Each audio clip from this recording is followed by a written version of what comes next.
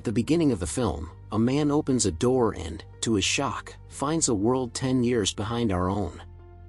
There are inverted buildings, high-tech cars, and technology a million times more advanced than in any other world.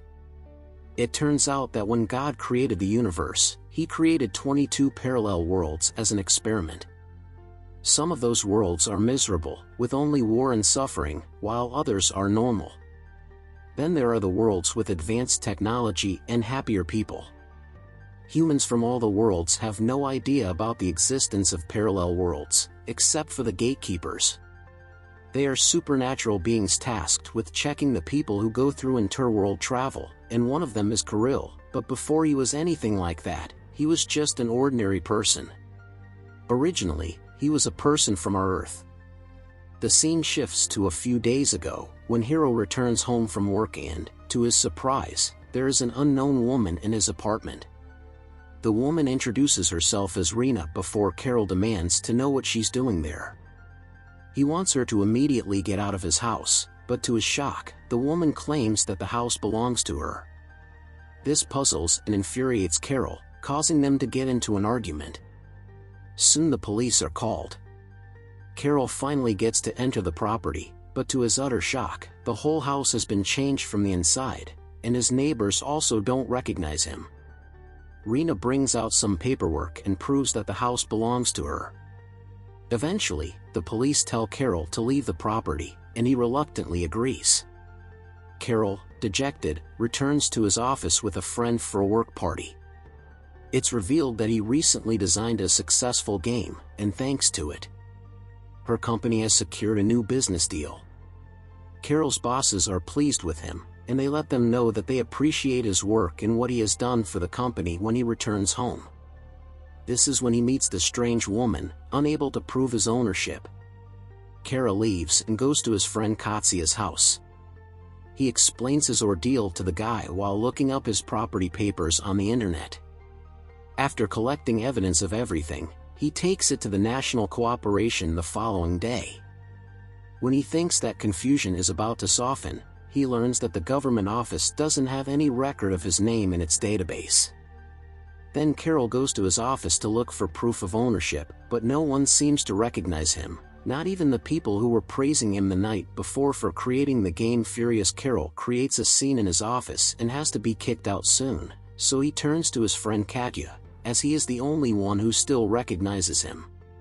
Katya is also confused by what's happening to Carol and suggests he meet his parents to confirm his identity. Carol goes to meet his father, but to his disappointment, even he refuses to recognize him, claiming that he doesn't have any children. Carol decides to confront Rena, the woman who seemingly started it all.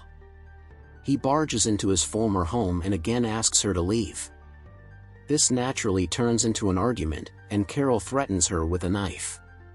Rena remains unfazed as she strangely makes Carol point the knife at her stomach. Carol thinks she is trying to scare him but is surprised when she stabs herself in the stomach as she tries to make sense of what just happened. Rena dies. Soon after the police arrive and arrest Carol on the charge of murdering Rena, the scene finally cuts back to the present. Strangely enough, instead of taking Carol to the police station, the police let him walk away without filing any charges. He then receives a text message on his phone instructing him to go to a nearby lighthouse because he is stranded in a street at night. He decides to follow the instructions, but the lighthouse is in shambles, and Carol spends the night inside it the following day. When he wakes up, he finds the lighthouse as good as now, but he also discovers that the scenery outside the lighthouse has changed as if he were somehow teleported to a new place overnight. Next, a courier appears from a door with a bunch of books, and from another door, Rena carelessly enters the place, stunned, as he is under the impression that Rena has died. The woman orders Carol to receive the courier before telling him that he is in a new world that is parallel to his and revealing that the name of this world is the same as his video game. This is when we find out that when Carol designed his game, he inadvertently created a gateway to another world. Rena then shows Carol the whole world from a door, and it looks just like Carol's world. She tells him that now that he has created the portal, he must live in his new world. Rena has made his existence easier by removing Kirill's identity from his world and making everyone forget him. She also reveals that thousands of other worlds are parallel to one another. The gates to some have already been opened, while others are yet unopened. Rena and the people she knows recruit humans with special powers who can open doors to other universes, and Kirill is one of them. Only a select few people are aware of the existence of parallel worlds, and they travel to and fro between different worlds through a tower called the Traveler. Kirill asks her how she knows all this and what her real identity is in all of this.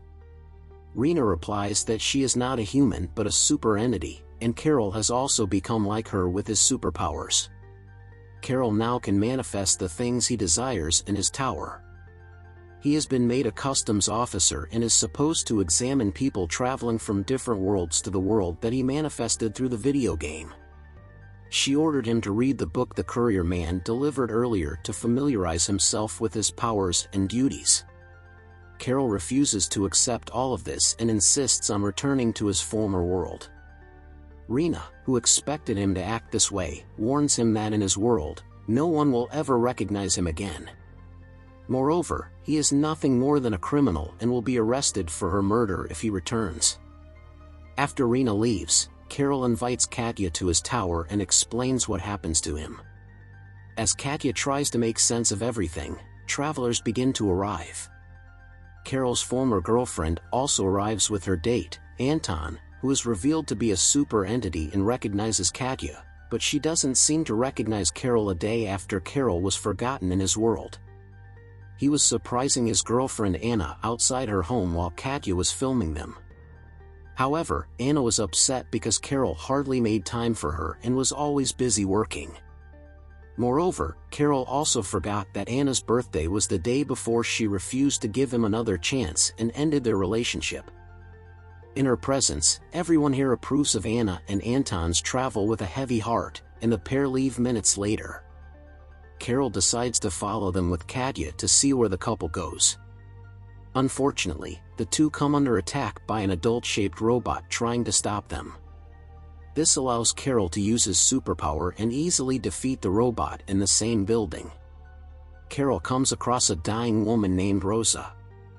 She desperately pleads for water, and Kirill quickly fetches her some.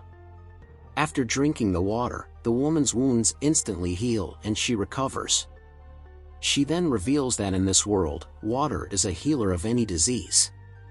Even if someone is dying and they drink water, they will instantly recover. Rosa also turns out to be a customs officer who came to this world when she was 27 years old and has since stopped aging and has become immortal. After chatting with her for a while, Kirill returns to the tower and falls asleep. When he wakes up, he learns that another portal was opened overnight, and he has entered a new and beautiful universe. Kirill decides to go out and explore the beach right outside his tower. Soon Rena and the secret society members arrive to inspect this newly unlocked world. Rena gives Kirill a locket and tells him that from now on, he can only go out 15 kilometers from his tower. If he tries walking beyond that point, he could die after Rena and the others leave. Kirill decides to go and meet his parents, who are 13 kilometers away from the tower. He knows the risks of walking that far but takes it anyway on the train to his parents' house. He drifts away from the tower, and as a result, Kirill's body becomes weaker as he desperately becomes thirsty, but she offers him water, which recovers him in an instant after reaching his parents' home. Kirill pretends to be his father's student and has dinner with them. Later, he returns to his tower, where Anna and Anton show up again. It turns out Anna learned about the newly unlocked world, which has a beautiful beach that she wanted to visit. Kirill uses his position as a customs officer to discover that Anton is not dating Anna and that he is simply a man hired by the secret society to keep an eye on her. Carelessly, finally relieved, and he tries to woo Anna. Rosa entertains Alex. Well, Kirill meets a man named Felix, who happens to be a former customs officer from this world. Felix reveals that he got expelled from his job because he opened the gates to many new worlds without the approval of the secret society.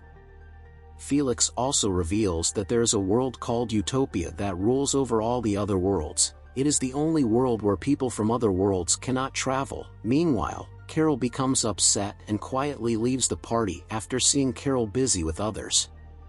However, she gets kidnapped by Rena's henchmen and is dropped off in another world to ensure she never meets Kirill again. Kirill, on the other hand, starts looking for Anna at the party, and after failing to locate her, he returns to the tower, where a member of the committee surprises him and secretly assigns him a task, opening a door to Utopia, where no one is allowed to go.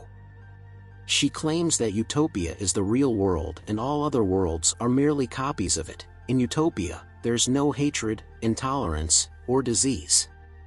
Some people live happily and in peace. The committee member wants Kirill to find out the secret of real-world success so that other worlds can learn from them.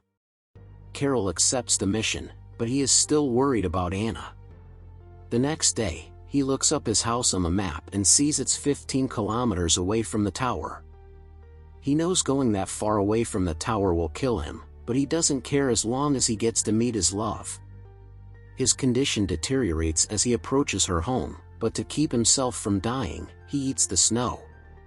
At last, he returns to the tower, where he notices an opening to another world, which appears to be a dystopian gulag filled with impoverished civilians. Everyone works for a factory that is owned by a woman who is revealed to be the world's customs officer. When she learns of the careless customs officer from another world, she asks him to deliver a speech to motivate her workers. Kirill agrees, and in the crowd, he notices Anna, who appears to be weak. Rena's henchmen abandoned Anna in this world, knowing that the customs officer would never let her walk away, so Kirill crowds her with her workers and proceeds to flee with Anna, being pursued but eventually making it back to the lighthouse. A while later, Katya arrives at the lighthouse, and it's revealed that he is also a member of the secret society. This is also the reason he didn't lose his memory when everyone else in Kirill's world forgot that he was upset with Kirill for bringing Anna back from another world. Katya reduces Kirill's walking limit to a mere 50 meters from the tower after Katya leaves and his health deteriorates, so he takes her to her dream world. Anna begins to recover, but past 50 meters, Kirill's health rapidly deteriorates as he almost passes away, and it pulls off the locket from Kirill's neck that Rena had given him. When he first arrived, the two then returned to the tower, and the next day, the door to another world opened. This time it's the utopian world that's beautiful, technologically advanced, and has no flaws. Kirill meets the world's customs officer. He tells him that this world is the original one and is 10 years behind the other worlds. Those worlds were created so that the people from this world could predict what could happen in the future and prevent anything bad from happening. The utopian world actively learns from the mistakes of the other worlds. If war breaks out, everything that caused the war is avoided in one world. The same thing happens if a disease breaks out or an apocalypse occurs in other worlds.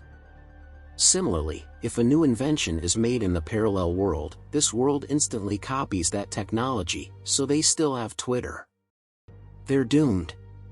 Shocked by the revelation, Kirill decides to return to the tower, but the officer refuses to let them return alive. Now that he knows the secret of the utopian world, many entities from the utopia try to kill him, but he somehow manages to return to the tower. There, Rena confronts him, and it's revealed that she again sent Anna to another world. This enrages Kirill, and he attacks Rena. A long fight ensues, which ends when Kirill kills her. As she dies, Kirill's world begins to collapse. With her death, the people's memories return, and Kirill's mother contacts him and requests that he return home. Katya then appears and informs him that the tower has been broken, so they cannot travel to another world again. Kirill seeks his help in finding an alternate gateway, and after they leave, a fire brigade puts out the fire at the ruins of the tower. Consequently, Rena survives, and the movie ends hinting towards a sequel. Subscribe for more videos like this, turn on notifications, and leave a like to help the channel out. Thank you for watching.